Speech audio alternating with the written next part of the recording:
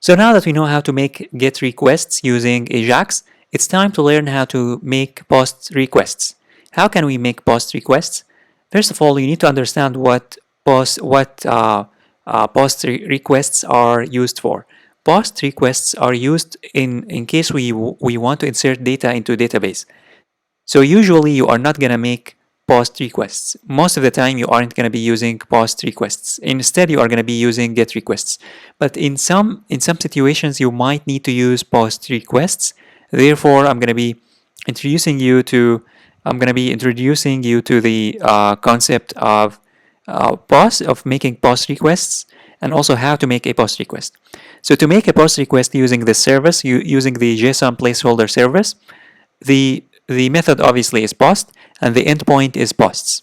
So we can here, we can in the make AJAX request POSTs, the URL is POSTs URL, which is this.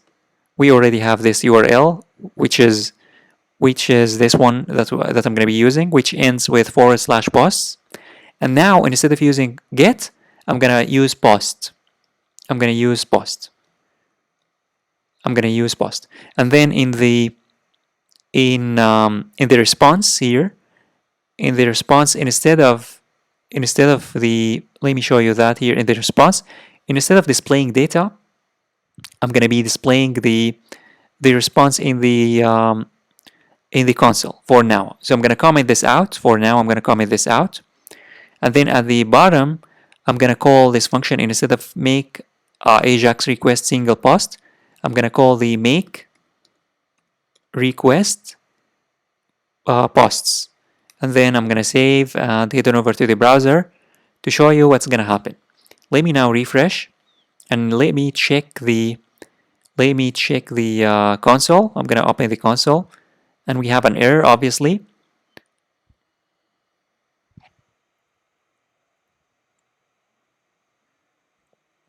So as you can see here, it says ready state is not done yet. So the ready state is not done. Let me refresh one more time. And here it says, again, it says there is a problem with the server, and here it says ready state is not done yet. The reason is because this service doesn't allow you to post data to its database. But it worked.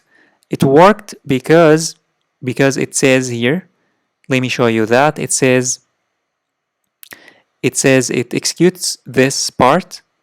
It executes actually this code. This is a problem with it. There is a problem with the server. The problem is that it's returning a status code that I think is one of these. Let's check the status code. So here I'm going to say console, or I'm going to use the alert. Let me use the alert, and then I'm going to say HTTP request.status, and then I'm going to save and refresh. And let me show you the status code. As you can see, the status code is 201. So what does 201 mean? Well, 201 means that data has been successfully stored, but there is no content. Therefore, it returns error. But there is no error. The status code is 201. 201. Let me here add a comment. 201 means that it's successful. The data has been inserted successfully because we are using a POST request, and there is no content to display. So this is why it's returning an error. So to avoid this error, you can here say to avoid considering 201 case as an error, you can add else if. You can add here else if, and then here you can say HTTP request.status code. If the status code is 201, it means here, it means post request executed successfully. That way, we are not considering the 201 status code as an error. It's because it's not an error. 201 again, it doesn't mean that there is an error. The reason why it displayed an error is because I have, as I told you earlier, I have generalized that I have considered everything other than 200 to be an error, and that is actually not true. Everything, yes, everything is not successful. Everything is not a success case, except for 201, and also and any 200, any number that starts with 2, it's a success. If the number doesn't start with 2, if it's 400, 401, 500, then it's considered a failure. So now let me save one more time and refresh. Let me refresh and show you now the difference. Here it says post request executed successfully.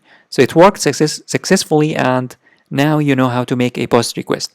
A post request always is going to return 201. It's not going to return 200. Usually it's not going to return 200. It's always going to return 201. Therefore, you need to add else if to make sure to consider 200 as a success. It's not an error. 201 is not an error.